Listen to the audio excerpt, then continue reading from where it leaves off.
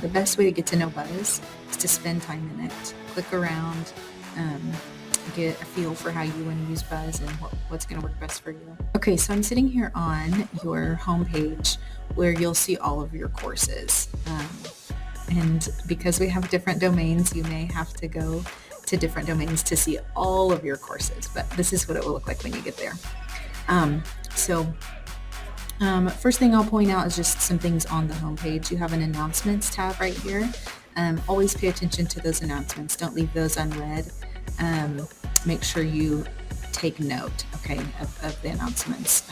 We shoot out stuff all the time for announcements. Up here in the corner, you've got this 3 little lines icon. We're going to walk through that menu in just a minute. But also, before you really get rolling in your classes, make sure you can find all of them. You will look on this domain, and you will look on the other ones. They'll be linked in orientation. All right, so let's walk through this menu right here. We're going to start with grades, and then we'll just kind of work our way down, okay? So let's go ahead and click on grades. This is where you can get an overview of all of your classes and all of your grades. In the score column, you will see how many minutes you've spent in each course. The name of your teacher, if you're not sure and you need to touch base with them, you can find it there. And then this is your progress of gradable activities and your progress of the gradable and non-gradable. So like an article you need to read would be a non-gradable assignment. That's kind of what that's talking about. You can click on each class individually. And I'm going to actually show you another way to get to this as well. So if I click on that class, then I can see the gradebook for just that class. Let's go back for just a second. I want to click on the gradebook for biology.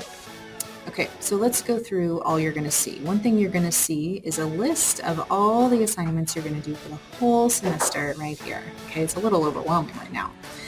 We're just going to take it one at a time.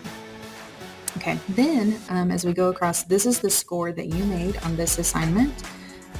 This right now only has green checks, but it could have some other icons here. You could see a little circle arrow.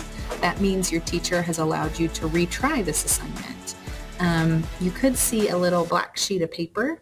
That means that you have turned it in, but your teacher hasn't graded it yet. Okay, so if you're telling your parents, I turned it in, if there's a little black icon right here, then you definitely have, and we're just waiting on your teacher to submit it. And then right here, this is the date that you have turned in the assignment, and then over here in the last column is the date that you need to have it done by, okay?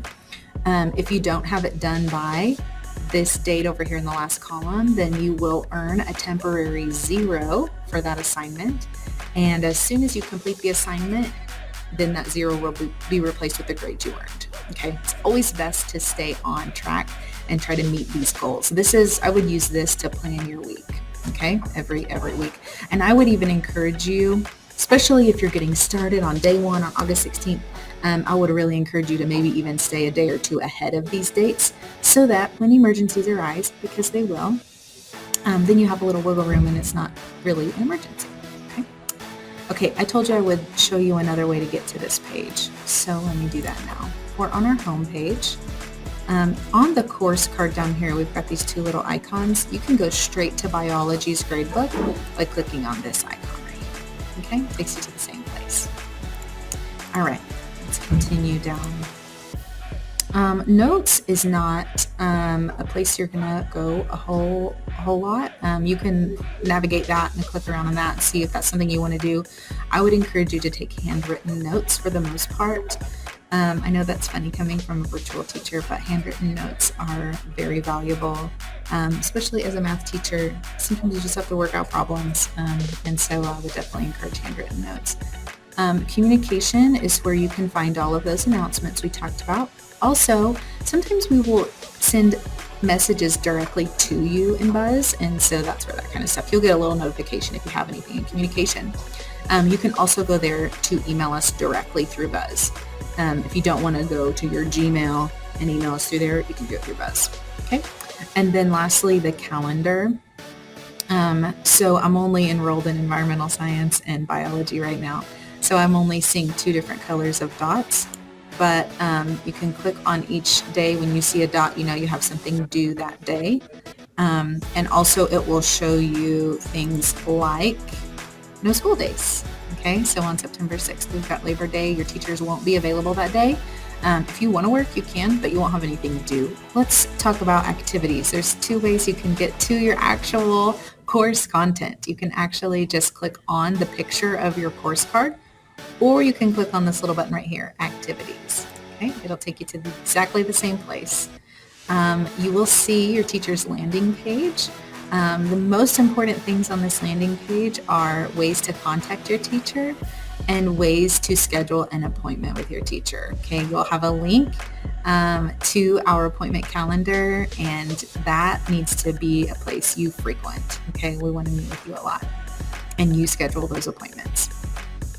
Okay, so here you'll see a list of all the activities for the whole semester. And again, it's a little overwhelming at first, but you'll just do it one at a time. Just check things off one at a time, all right? The way most courses are organized is you will have each folder. It's kind of like a chapter. We call it a module. And so you will walk through the content of the module and take a test at the end. The different icons, you've got a little blank icon here. That means that's a lesson you're going to read. You're going to take some content in and take notes on. And then things you're going to turn in. They might look like this, a little sheet of paper with a big rectangle in the middle of it. That means you're going to be submitting a document, usually a Google Doc. Not always, usually. A Google Doc on those kinds of assignments. And then you might also see this icon. This means that those questions are mostly multiple choice or short answer questions. And so you don't have to submit a document for that. You're just answering some questions about a lesson that you just went through. Your parents will be able, or your learning coaches will be able to see how much time you're spending in each lesson and each assignment. So make sure that you're really spending valuable time in those lessons and taking in the content. When you go to class, you go in and you hear what the teacher has to say, and you stay engaged in the learning. And a lot of that responsibility falls on you as a virtual student. So make sure you take all that in, take good notes, and then you're able to breeze through those questions. Anytime you get stuck on anything, you'll hear us say it 1,000 times. Please email us and let us know. We want to be very active in your learning, and we want to know when you need us.